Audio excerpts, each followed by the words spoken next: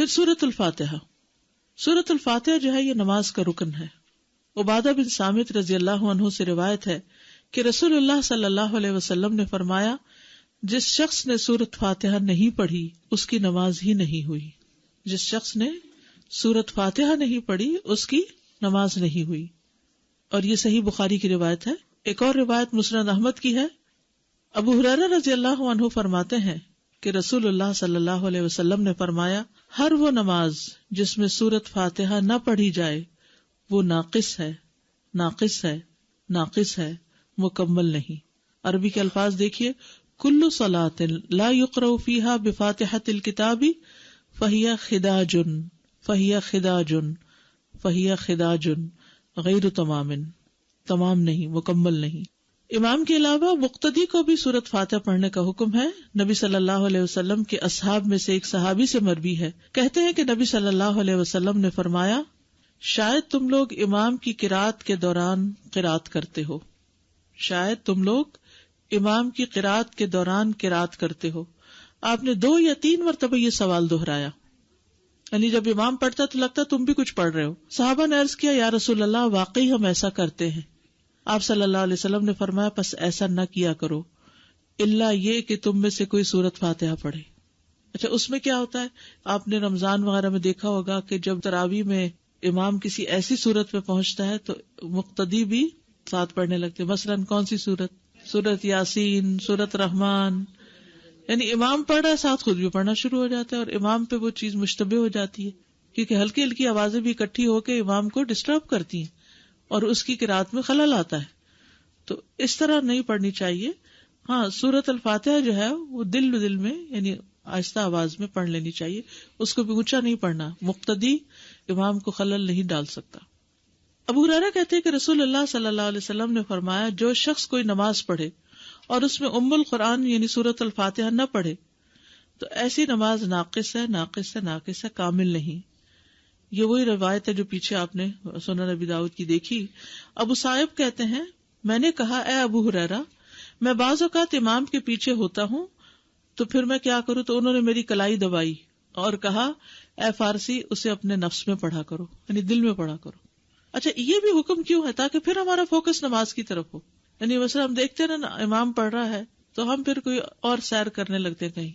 تو جب ہمیں یہ ہو کہ ہمیں بھی ساتھ ساتھ دل میں دہرانا ہے اس کو تو پھر توجہ رہتی ہے نماز کی طرف.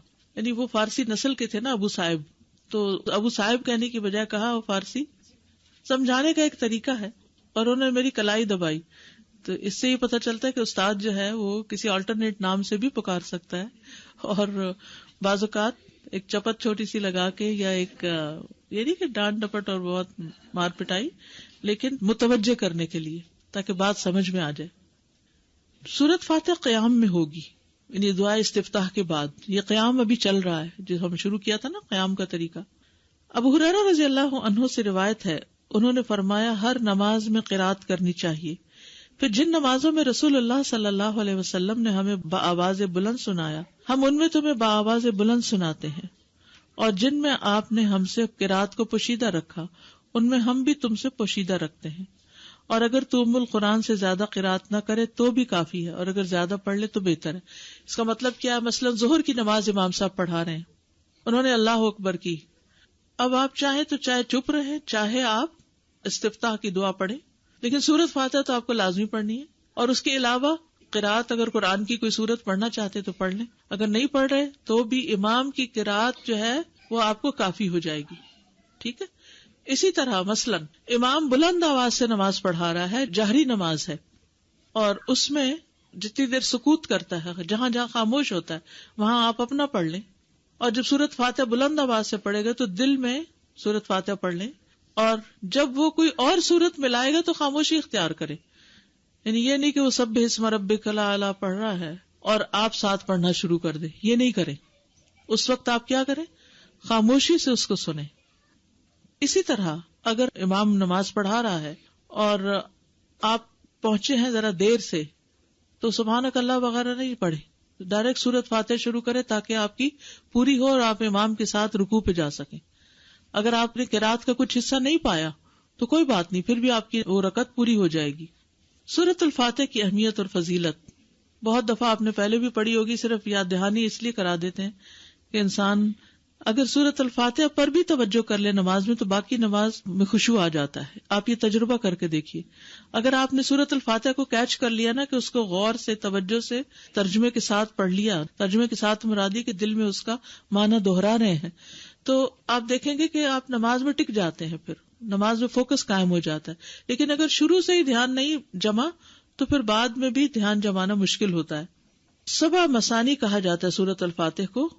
قرآن مجید میں آتا ہے وَلَقَدْ آتَيْنَاكَ سَبْعًا مِّنَ الْمَثَانِي وَالْقُرْآنَ الْعَظِيمِ، بلا شبہ یقیناً ہم نے آپ کو بار بار دہرائی جانے والی 7 آیتیں اور بہت عظمت والا قرآن عطا کیا ہے.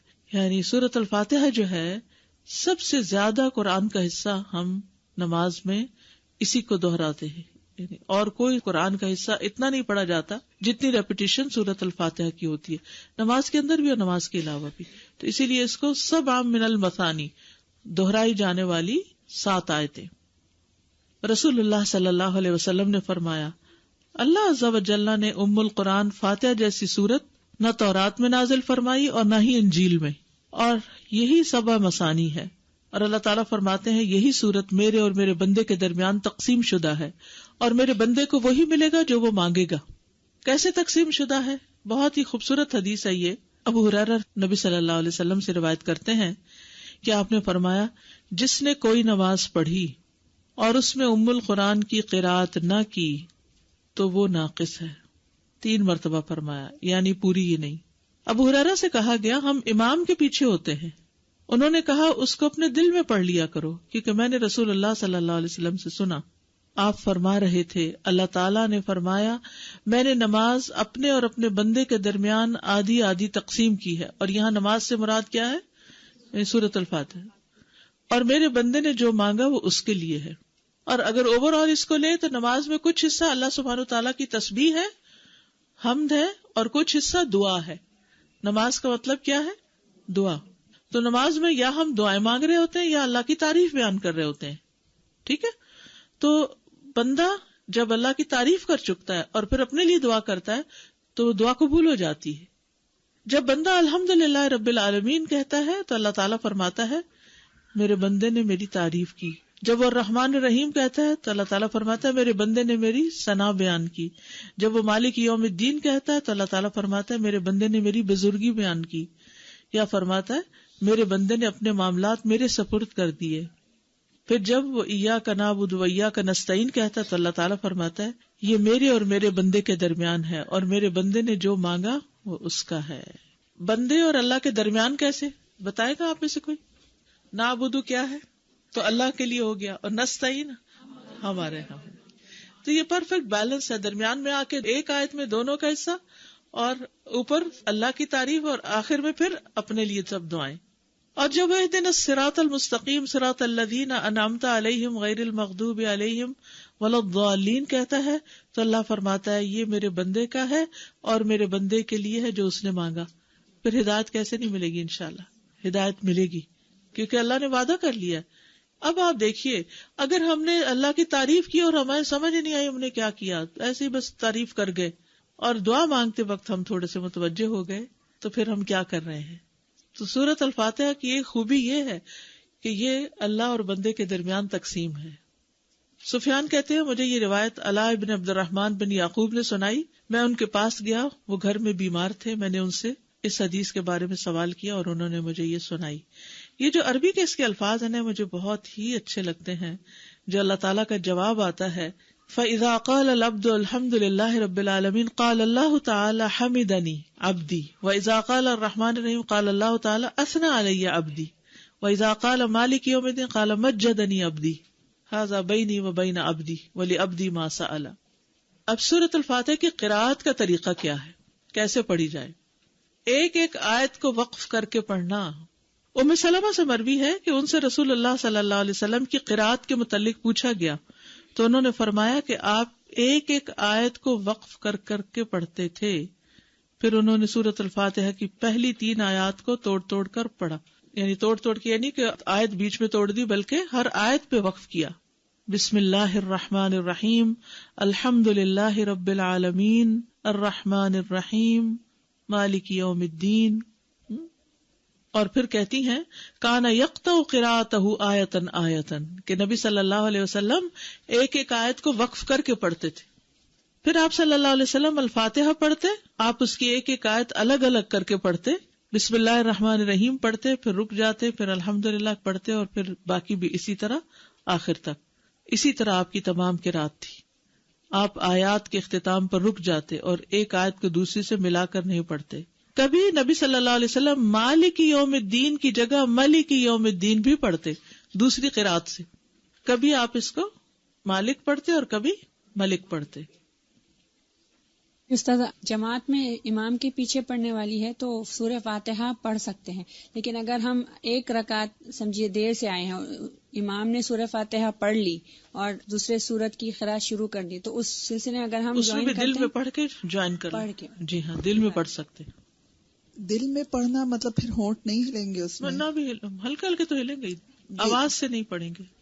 جیسے ہم گھر میں نماز پڑھ رہے ہیں، اگر ظہر کی نماز ہے اس میں ہم اگر تھوڑی سی اونچی آواز میں جسٹ ٹو کیپ اٹینشن پڑھ سکتے ہیں، گھر میں ہلکی سی اونچی آواز میں. آگے آ رہا ہے یہ ویسے مسئلہ. جی، جہری نمازیں جو ہیں ان میں اگر عورت گھر میں اونچی آواز سے پڑھتی ہے تو یہ مستحب ہے، یعنی پڑھ سکتی ہے.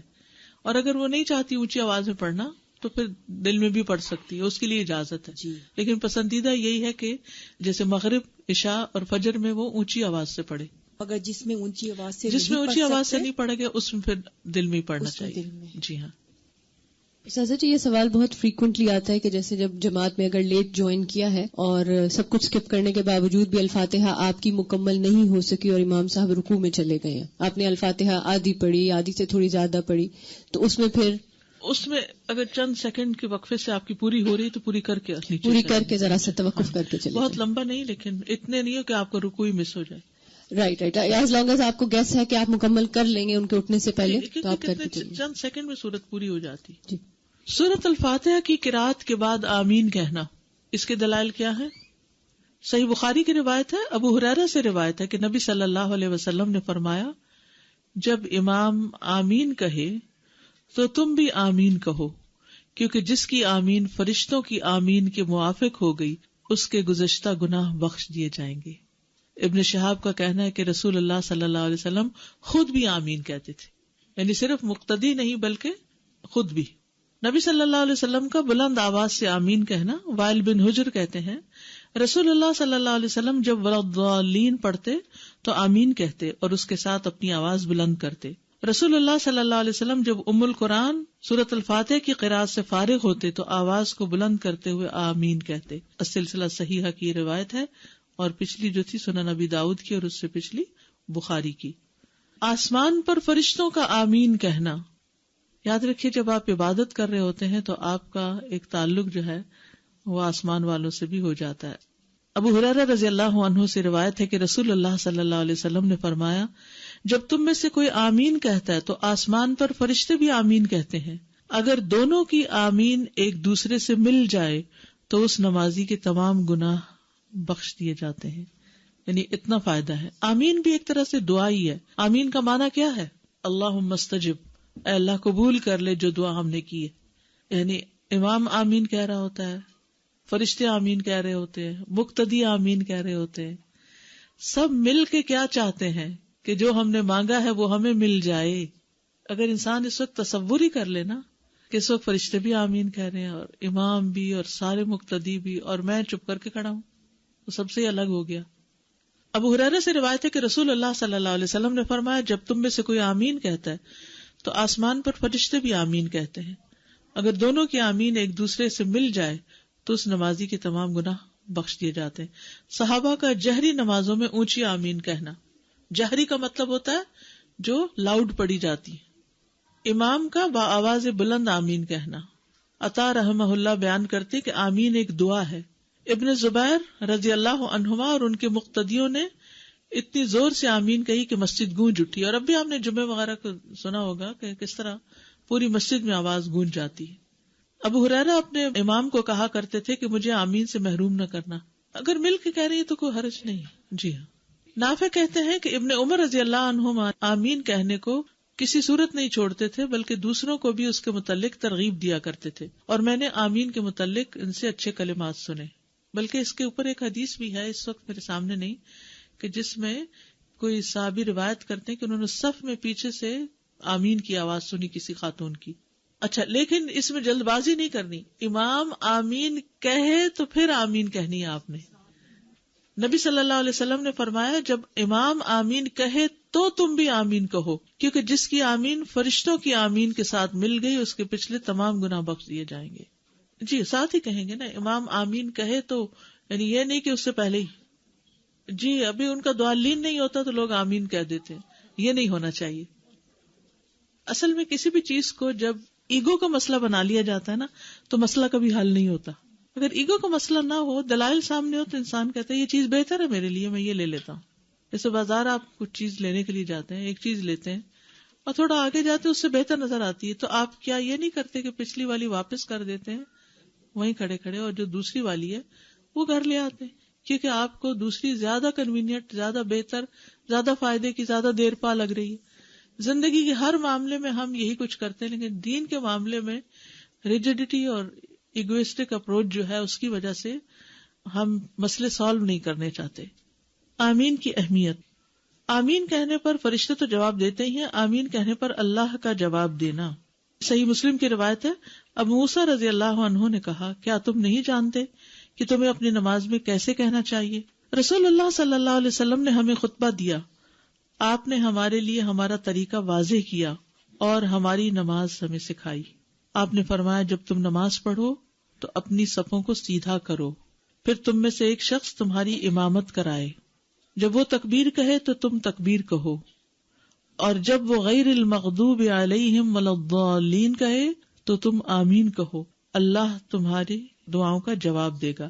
یہ آپ دیکھیے اوپر عربی کے الفاظ، صحیح مسلم کے ساتھ کیا لکھا ہوا ہے؟ یجبکم اللہ، اللہ تمہیں جواب دے گا، یعنی جو تم نے دعا مانگی وہ قبول ہوگی، اس کا جواب ملے گا تمہیں. اور پھر آپ دیکھیے کہ یہ جو سورۃ الفاتحہ میں ہم خاص طور پر دعا مانگتے ہیں، اس میں ہم ہدایت کی دعا مانگ رہے ہوتے ہیں. اچھا، یہ ہدایت صرف دینی ہدایت نہیں ہوتی، کیونکہ ہم سمجھتے ہدایت سے مراد دین اسلام کے راستے پہ چل پڑنا، ٹھیک ہے، لیکن ہمیں کیا دنیاوی معاملات میں اللہ تعالیٰ کی رہنمائی کی ضرورت نہیں ہوتی ہے نا؟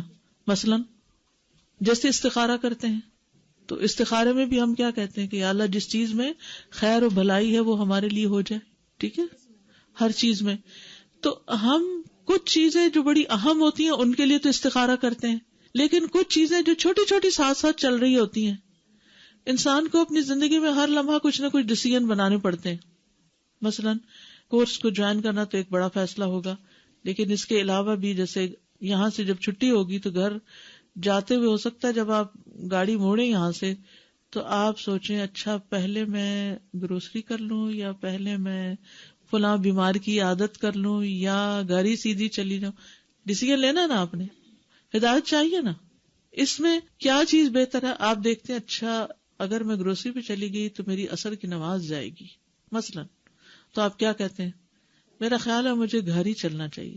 پھر آپ کہتے ہیں نہیں میں فلاں جگہ جاتی ہوں، مسجد بھی قریب ہے تو نماز پڑھ کے گھر چلی جاؤں گی. ٹھیک ہے، اب آپ ایک کے بعد ایک چیز اپنے دل میں ڈیسائیڈ کر رہے ہوتے ہیں.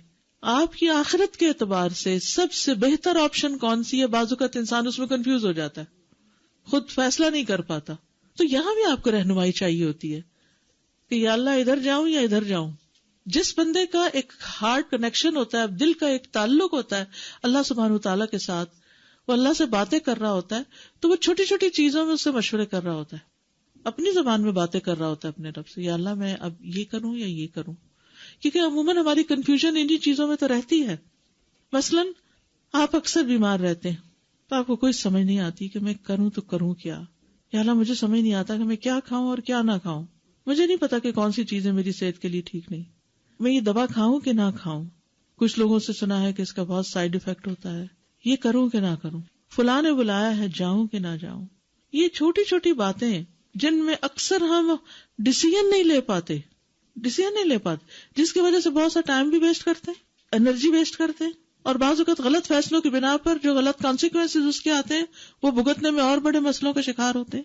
ان سب چیزوں میں ہمیں ایک نماز سے دوسری نماز کے بیچ میں جتنے بھی ہمارے کام ہیں، ہم سب میں ہمیں ہدایت چاہیے کہ ہم بہتر فیصلے کریں، کیونکہ ہر فیصلے کا، ہر کام کا ایک نتیجہ نکلنے والا ہے.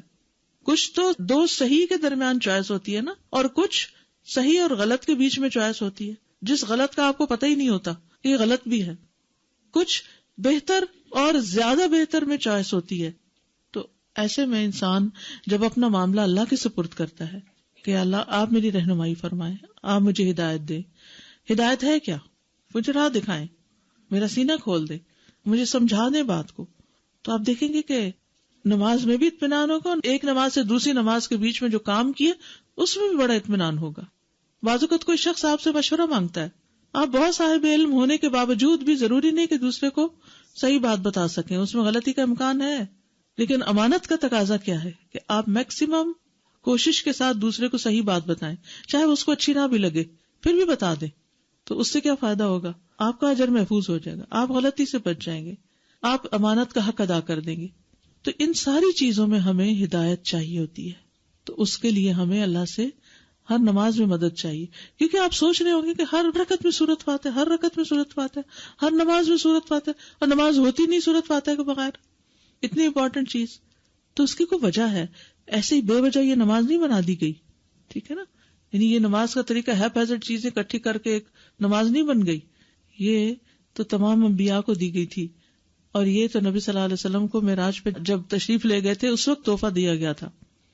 اور یہ بیسٹ عبادت ہے، عبادت کا سب سے بہترین طریقہ جو قولی بھی ہے اور فعلی بھی ہے، جس میں ایکشنز بھی ہے اور اس میں سپیچ بھی ہے. یہود کا آمین سے حسد کرنا، نبی صلی اللہ علیہ وسلم نے فرمایا یہود نے کسی وجہ سے تم سے اتنا حسد نہیں کیا جتنا سلام اور آمین کی وجہ سے کیا. اور یہ دونوں ہی چیزیں بڑی مشکل ہیں. ہم اپنے بچوں کو سلام نہیں سکھاتے. کیوں نہیں سکھاتے؟ کیونکہ ہم خود نہیں کرتے، اور یہ اپنی غلطی ہوتی ہے. اور خاص طور پر وہ بچے جو کسی اسلامک اسکول نہیں جاتے، کسی مسجد نہیں جاتے، صرف گھروں میں تو کلچر ہے نہیں سلام کا. آپ انہیں سلام کر کے دیکھیں گے، مجال جواب دے جائیں، ایک نہیں، دو نہیں، 10 ہوں 20 ہوں، کریں ذرا سلام. جا کے ابھی یہاں سے فارغ ہوں گے نا تو بہت سے بچے آپ کو رستے میں مل جائیں، ذرا کریں سلام ان کو. اگر کوئی بچہ جواب دے جائے تو آپ کو پہچانتے ہی نہیں، وہ کیوں سلام کریں؟ حالانکہ سلام جنت میں لے جانے والے کاموں میں سے ہے. تم مومن نہیں ہو سکتے جب تک محبت نہ کرو، اور محبت ہو نہیں سکتی جب تک کہ آپس میں سلام نہ کرو. چلے ٹھیک ہے، باہر نہیں آپ جانتے کسی کو، نہ حال حلیے سے پتہ چلتا ہے کون کیا ہے، کوئی مسلمان ہے، سکھ ہے، عیسائی ہے، کون ہے، کیونکہ سب ایک ہی رنگ میں رنگے ہوئے ہیں. تو مسجد کے اندر تو ظاہر نماز کے صف میں وہی کھڑا ہے جو مسلمان ہے، کسی اسلامک کلاس میں تو وہی جا رہا ہے جو مسلمان ہے. تو اگر اس وقت بھی سلام نہیں کرتے ایک دوسرے کو تو پھر کیا کرتے ہیں؟ تو یہ دو چیزیں جو ہیں یہ بہت، جس طرح کہتے ہیں نا میجک ورڈز، تو ان کو اس سے تشبیہ تو نہیں دینی چاہیے، لیکن گولڈن ورڈز کہہ لیں کہ جس میں فائدہ ہی فائدہ ہے. آپ صلی اللہ علیہ وسلم نے کیا فرمایا تھا؟ افشوا السلام بینکم. لیکن سلامتی کی دعا ہے نا، تم سلامت رہو. پہلے زمانے میں تو بزرگ جو تھے وہ اردو میں بھی سلام کرتے تھے، تم سلامت رہو. اور بہت قریب لے آتا ہے، تکلفات ختم ہو جاتے ہیں. السلام علیکم ورحمۃ اللہ وبرکاتہ. استاذہ میرا سوال ہے، کل ہمیں ایک سینیریو پیش آ گیا تھا، جمعے کی نماز تھی تو اوپر لیڈیز کا مائک وغیرہ بند ہو گیا.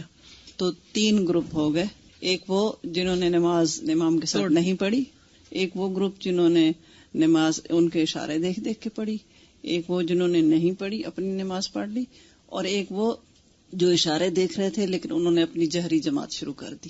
تو کون سا ٹھیک ہوگا؟ ساری ٹھیک ہے، کیونکہ اس وقت جو بھی جس نے ڈیسیژن لیا تو خطبہ کہاں سے سنا؟ تو کسی نے بھیجا ہی نہیں میسج، ان کو آگے نہیں پہنچایا. لاہور تو اپنی ظہر پڑھ لیتے، پھر ظہر پڑھنی چاہیے تھی. کسی نے ظہر پڑھی اور کسی نے کچھ کیا.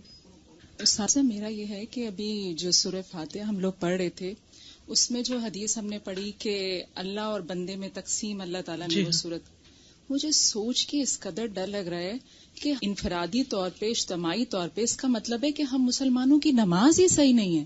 دیکھیے ہم اہدنا الصراط المستقیم، تو اگر میں یا اور باقی مسلمان سیدھے راستے کی طرف ہے ہی نہیں، جبکہ اللہ تعالیٰ نے کہا تم مجھ سے مانگ رہے ہو اور میں تمہیں دے رہا ہوں، رائٹ. اور پھر یہ کہ ہم یہود و نصارہ کی پیروی نہ کریں، رائٹ. لیکن ہم لوگ تو اسی راستے کی طرف جا رہے ہیں. تو تو اس کا مطلب ہے ہماری تو نماز مین جو میں اس وقت مستقل یہی سوچ رہی ہوں کہ ہماری تو سورہ فاتحہ میں وہ روح ہی نہیں ہے، وہ دعا ہی نہیں ہے.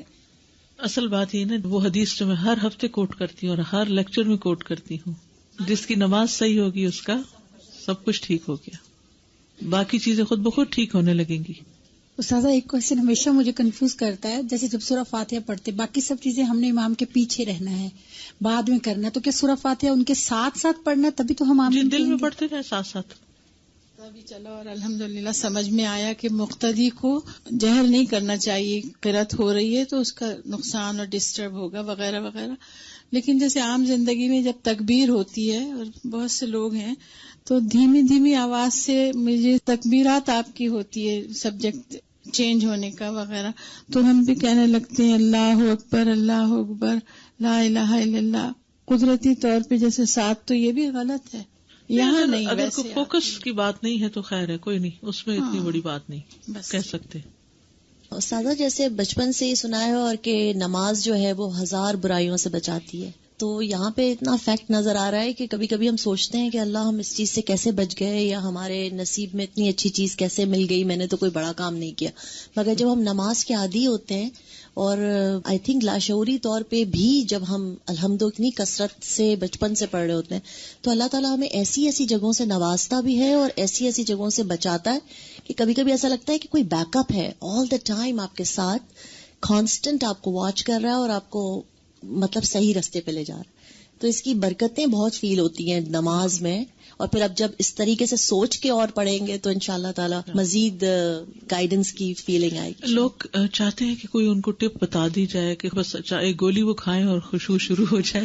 آپ نے دیکھا ہوگا اب تک جتنی بھی چیزیں ہیں اگر ان کو صحیح طور پر کر لیا جائے، وضو سے لے کر اور قبلے کا رخ صحیح ہو، اور اگر مسا کیا تو صحیح طور پر کیا ہو، اگر کھڑے ہیں تو سطر صحیح ہو اور سمجھ کے پڑھیں، تو بھلا کیسے خشوع نہیں آئے گا. جس طرح صاحبہ میں یہ پوچھنا چاہتی ہوں، جس طرح کبھی نماز شروع کی اور گھر میں کوئی نہیں ہوتا تو میرا دل چاہتا ہے کہ میں زور زور سے پڑھوں نماز شروع سے ہی لے کے جب تک میں سلام نہ پھیر لوں، تو اس وقت ایسی کیفیت ہوتی ہے کہ آپ کو رونا بھی آتا ہے. تو اتنا کبھی کبھار روتی ہوں میں، تو اس طرح کے تسلسل جو ہے نماز کا وہ ختم ہو ہی جاتا ہے ایک قسم سے. تو پھر دوبارہ شروع کرنی چاہیے یا کنٹینیو رکھیں؟ نہیں، اگر بیچ میں ہچکیاں آ گئی ہیں اور ذرا سا رک گئے ہیں، سانس نہیں آ رہا، تو آگے ہی کنٹینیو کریں، ایز لانگ ایز آپ نے توڑی نہیں نماز